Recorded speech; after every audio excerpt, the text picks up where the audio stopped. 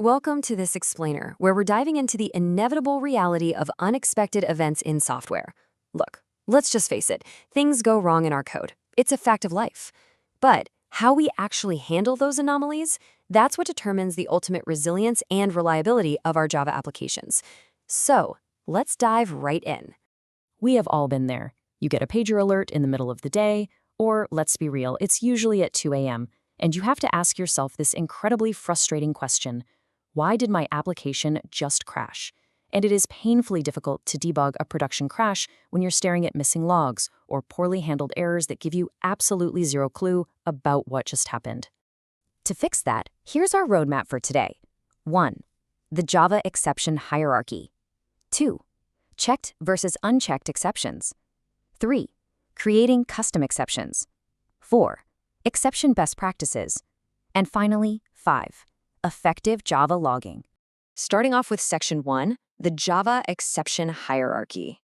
Okay, take a look at the throwable family tree in Java. Basically, everything starts way up at the top with java.lang.object, which flows directly down into the throwable class.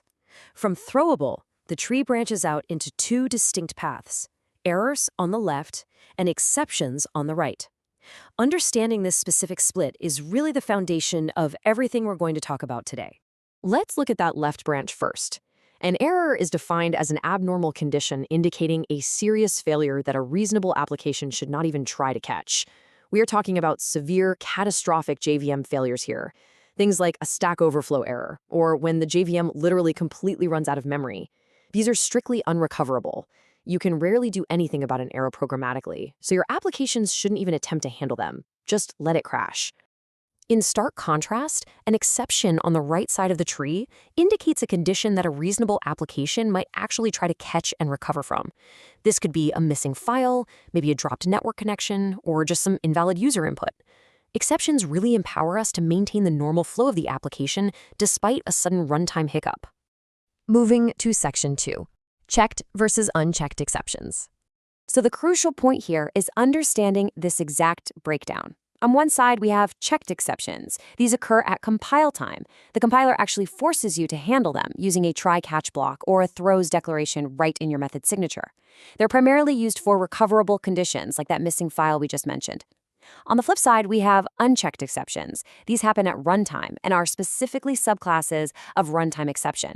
They typically indicate unrecoverable programming bugs, like an argumental exception or the dreaded array index out of bounds. The compiler completely ignores them, meaning you aren't forced to write a ton of boilerplate code to catch them. So how do you choose which one to use when you're writing your own methods? Well, let's rely on a great rule of thumb drawn directly from Joshua Bloch's classic Effective Java. If in doubt, use an unchecked exception. Why? Because overusing checked exceptions can make an API incredibly frustrating and just far less user-friendly. It forces the programmer using your code to wrap everything in try-catch blocks, which burdens them significantly. So unless there is a clear, actionable chance of recovery for the caller, just lean towards unchecked. All right, Section 3, creating custom exceptions. You might be wondering, why go through the trouble of creating your own? Well, because standard Java exceptions just don't cover everything. Custom exceptions add crucial domain-specific context. They clarify your unique business workflows. When something goes wrong, throwing an incorrect file name exception rather than some generic exception helps users and other developers understand the exact problem right away, and that gives you much tighter control over your error handling. Creating a custom exception is essentially a super simple 3-step process. Step 1. Extend the appropriate parent class, so exception for checked or runtime exception for unchecked. Step 2. Create a constructor that takes a string message to pass along specific details. And step 3, and this one is absolutely critical, add a throwable parameter to your constructor. Passing the original exception into the super method preserves the root cause. It chains them together so you don't accidentally erase the original stack trace. Section 4, Exception Best Practices.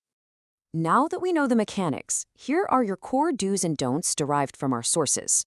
First up, never use exceptions for control flow.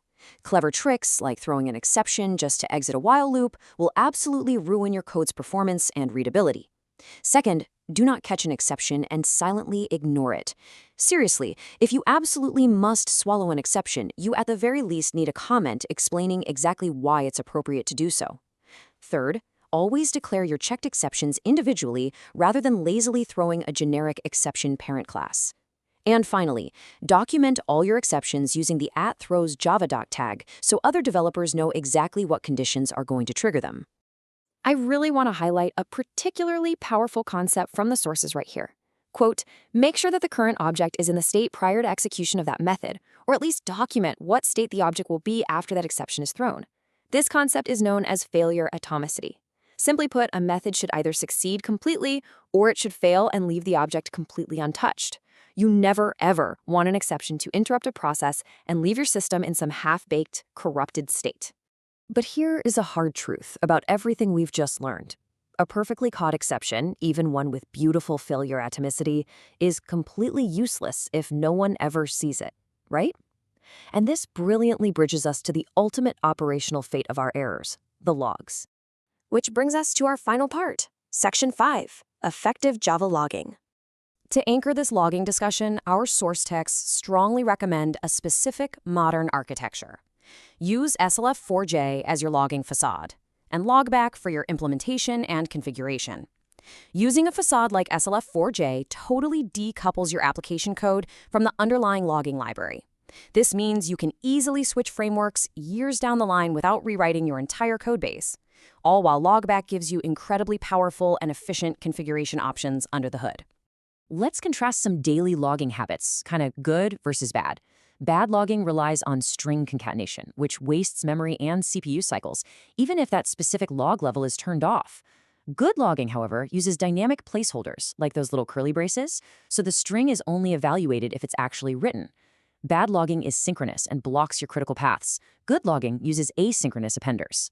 And crucially, bad logging just prints a vague message, while good logging includes the full stack trace for deep, actionable context. When you're managing logs in a real production environment, you must use appropriate levels like info, debug, and error to avoid totally flooding your system. You absolutely must mask sensitive data, like passwords or credit cards, before they reach a file. You need log file rotation so your disk doesn't fill up and crash the server anyway. But most importantly, use structured logging. Outputting your logs in a machine-readable JSON format transforms chaotic, unreadable text files into highly searchable, actionable data. It's a total game changer. Which brings us to our final provocative thought for this explainer, and something I really want you to think about next time you open your IDE. Are your exceptions telling the true story of your application? Because if you are swallowing errors, failing to preserve stack traces, or writing unstructured, noisy logs, well, you are effectively flying blind when things go wrong. I challenge you to audit your own code base this week. Make sure your exceptions and logs are actually working for you to aid observability, not working against you. Thanks for joining me on this explainer, and keep learning.